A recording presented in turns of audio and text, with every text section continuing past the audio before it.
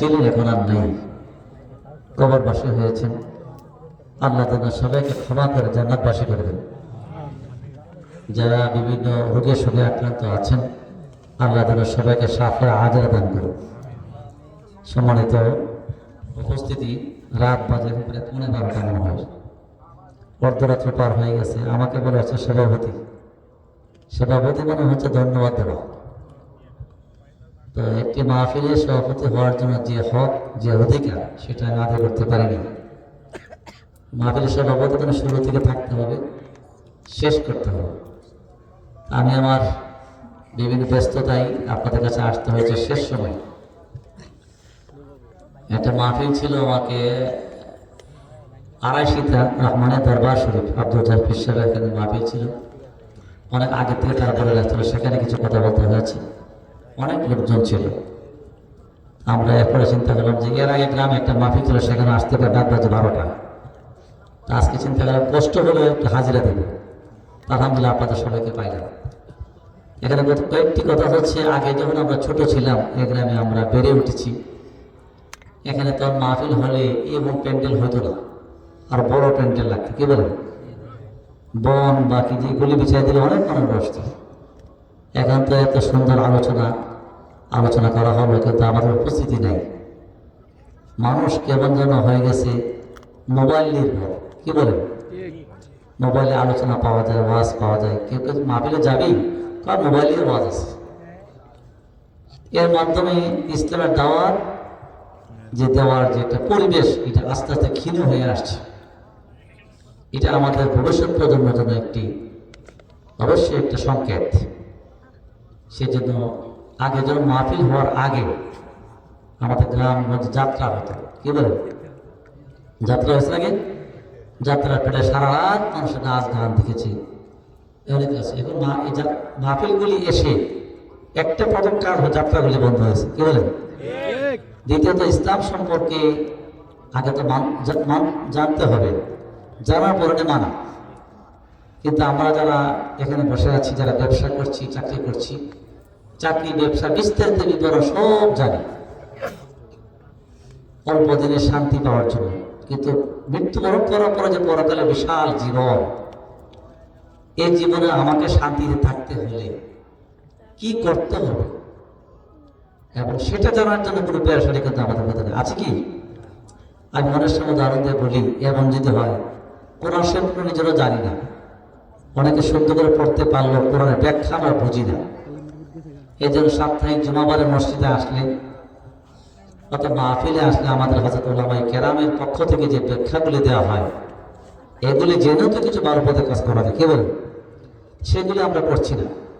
সেজন্য আমি মনে করছি, আমরা অবলম্বন করছি, ভালো মানের বক্তা যদি হয়, টাইম লাইন বক্তা, হ্যাঁ, বড় বড় বক্তা যদি হয়, তাহলে মাহফিল অনেক লোক হয়, আবার বড় বক্তব্য শেষ সব চলে যায়। এটা মনে হচ্ছে অনেকগুলি গ্রাউন্ড আছে সেখানে। বিগত 15 বছর, 15.5 বছর একটি সরকার দেশের রাষ্ট্র পরিচালনা করেছে। তারা অনেক দিক থেকে ইসলামের সাথে মানুষের বিচ্ছিন্ন করে দিয়েছে।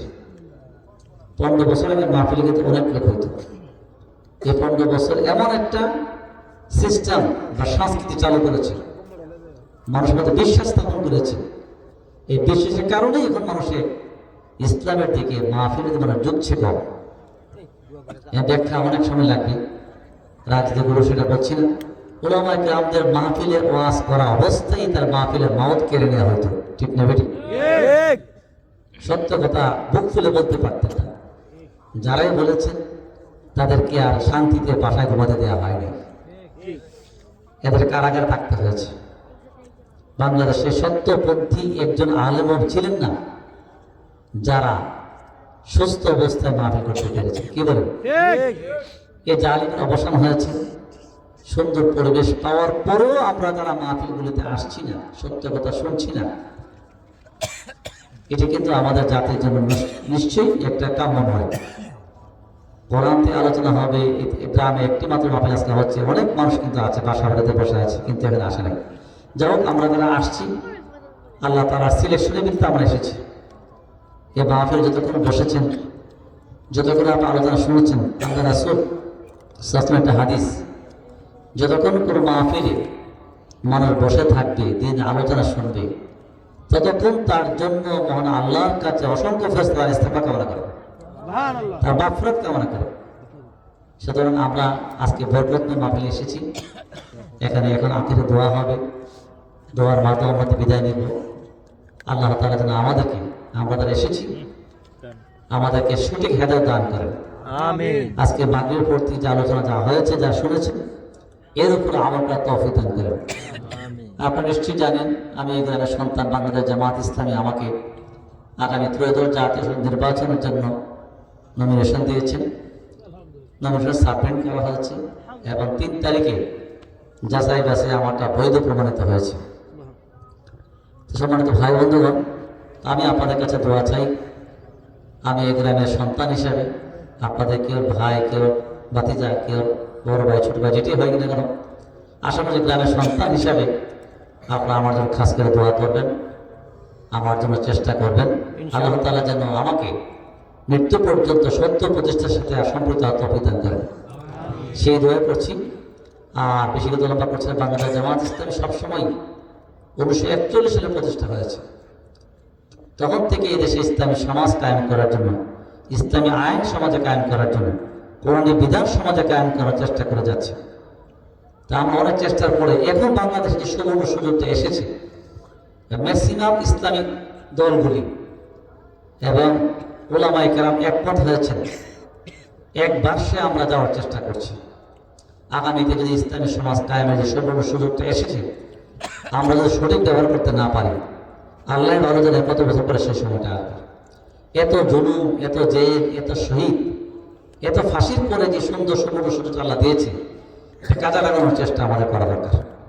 আল্লাহ তাআলা যেন আমাদের সবাইকে আগামী দিনে ইসলামী সমাজ নির্মাণের যে স্বপ্ন নিয়ে আমরা কাজ করছি, আল্লাহ যেন আমাদের কাজকে সহজ করে দেন, এই দোয়া সবার কাছে প্রত্যাশা করে। আরেকটি দোয়া করি, আল্লাহ যেন আমাকে মৃত্যু পর্যন্ত সত্যের উপরে, হালালের উপরে টিকে থাকার তৌফিক দান করেন, সেই তৌফিক কামনা করে আমি কথা শেষ করছি। আজকের মাহফিলে যারা আয়োজক, আপনাদেরকে আন্তরিক মোবারকবাদ জানাচ্ছি। যে সমস্ত ওলামায়ে কেরাম বক্তব্য রেখেছেন, ওনাদের শুকরিয়া করছি, আল্লাহ শুকরিয়া করছি। সবার উত্তম হায়াত, সুন্দর জীবন, আপনাদের পরিবার পরিজন নিয়ে যে কোনো হায়াত থেকেছেন, সুন্দর অভিযোগ জীবন করতে পারেন, আপনাদের সকলের তৌফিক কামনা করছি। বিশেষ করে যে দাওয়াতের হল যুব সংগঠনের যে সমস্ত ভাইয়েরা, আমার যুবক ভাইয়েরা, তোমরা যে মহৎ উদ্যোগ নিয়েছ, তোমাদেরকে আমার পক্ষ থেকে আন্তরিক মোবারকবাদ জানাচ্ছি। আল্লাহ তাআলা তোমাদের এই বয়সে যে ইসলামের জন্য কাজ করছো, আল্লাহ যেন তোমাদেরকে এই ওসিলা করে তোমাদেরকে মাফ করে দেন, তোমাদেরকে সম্মানিত করো। শিশুদের প্রতি আবারও দোয়া আছে, কথা শেষ করছি। আশা করছি আজকে আমাদের যে প্রধান আলোচক, বিশিষ্ট ওয়াইজুল কেরাম এবং মুফাসসিরুল ইসলাম হযরতুল আল্লামা মাওলানা ওবায়দুল্লাহ আল মাদানী সাহেব, আমাদের গ্রামের সমস্ত মুরব্বীদের জন্য যারা ইন্তেকাল করেছেন, সকলের জন্য দুটো হাত তুলে দোয়া করবেন। আমার দোয়ার শব্দগুলির মধ্যে আমার নাম স্মরণ রাখবেন, সে প্রত্যাশা করে কথা শেষ করছি। আসসালামু আলাইকুম ওয়া রাহমাতুল্লাহি ওয়া বারাকাতুহু।